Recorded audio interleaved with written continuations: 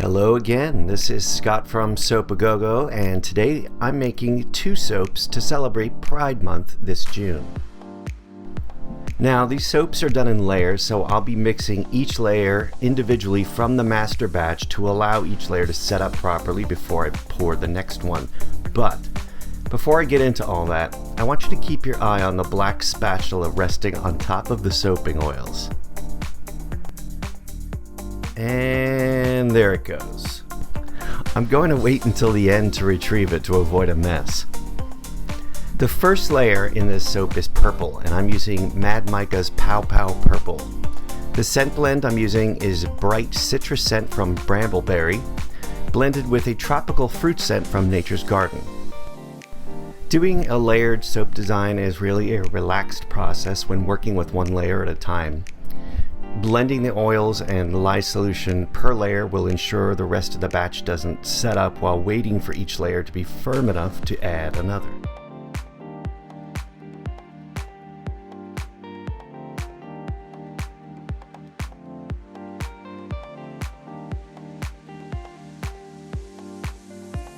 I like to use a spatula to blend the batter for a minute before I pour. It helps get rid of any air bubbles and makes a smoother batter.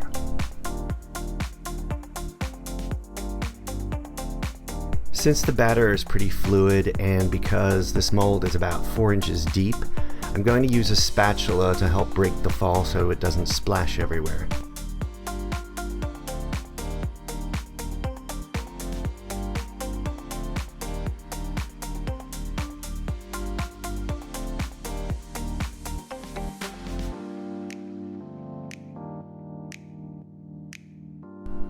It's time to pour the second layer, and you'll see that black spatula floating in the bottom of the container there.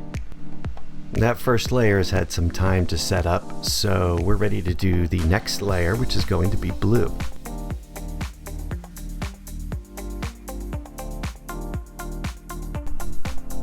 The mica I'm using is Klein Blue from Nurture Soap. Nurture Soap and Mad Micas are probably my two favorite suppliers of micas. I find they're very true, very saturated colors, and they come up with really great tones too. And I think this blue is a great real blue color, somewhere between royal and navy.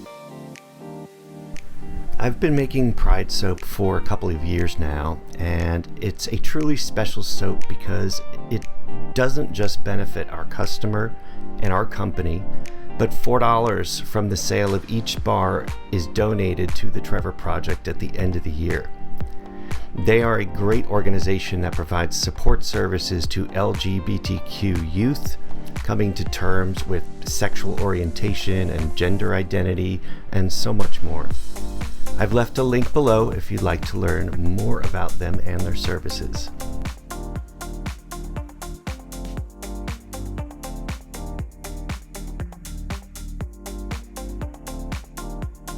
After letting the blue layer set, it's time to make the green layer.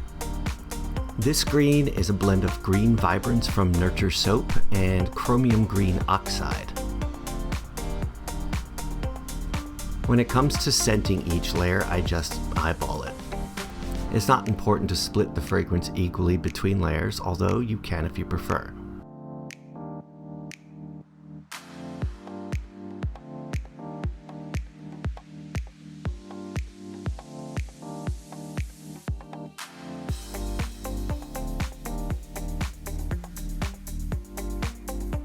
I love watching the new color flood the previous one.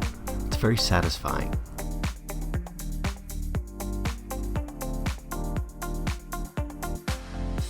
And now we're moving on to yellow, which is Bright Yellow Raincoat from Mad Mica's. I think this is my favorite yellow because it really stays true. A lot of yellow pigments tend to look a bit faded or tan in the final product, but this one doesn't.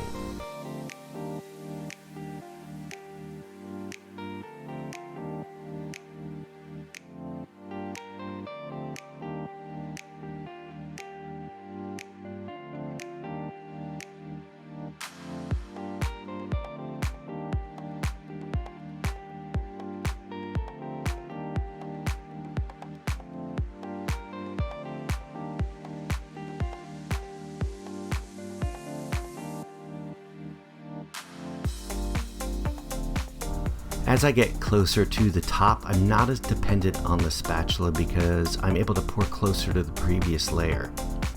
If you're a soap maker and wondering how you know when you can pour the next layer without fear of breaking through, I'm going to tell you. The layer is wet and shiny when you pour it, but after a few minutes it gets more of a matte sheen. Also, when you tap the mold, the soap doesn't move. That's how you know you're good to pour the next layer. The final layer is red, and if you've ever tried to make a red soap, you'll know that getting a really true red can be tricky. My absolute favorite red is Really Red by Nurture Soap.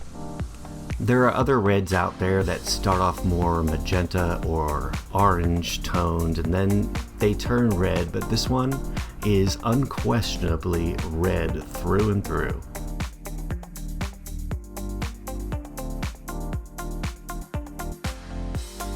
Now that we're done with this one, we're going to move it off to the side and start on our next soap. This soap is designed after the transgender flag. Up until recent years, I wasn't aware there are several flags out there to represent different identities. I like the color palette on this one, which is 5 layers of light blue, pink, and white.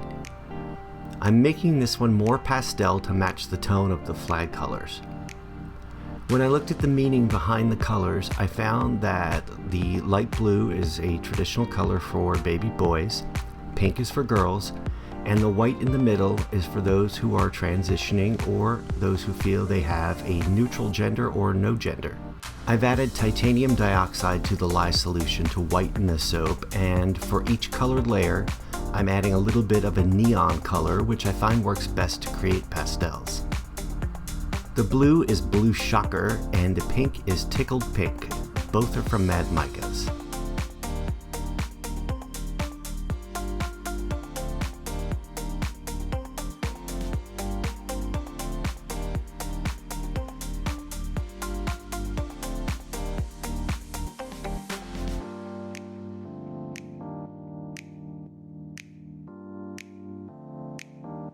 This final layer of blue is a bit thicker than the previous layer, so I'm going to even it out with a bit of texture using the back of a spoon. Both soaps are now complete, and we're going to let them sit overnight, and then we will be cutting them. The next day I removed the soaps from the mold, and so far they look great. I'm cutting the slabs into loaves, and then I'll be cutting the loaves into bars.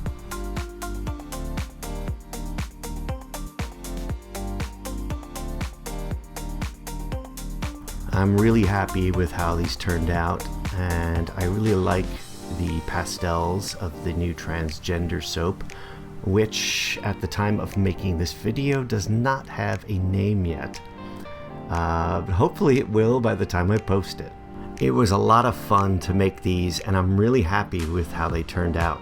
If you liked this video, please give it a thumbs up and let me know in the comments below. That really helps our videos reach a wider audience, and it lets me know you'd like to see more. If you hit that subscribe button, you'll be alerted when new videos become available.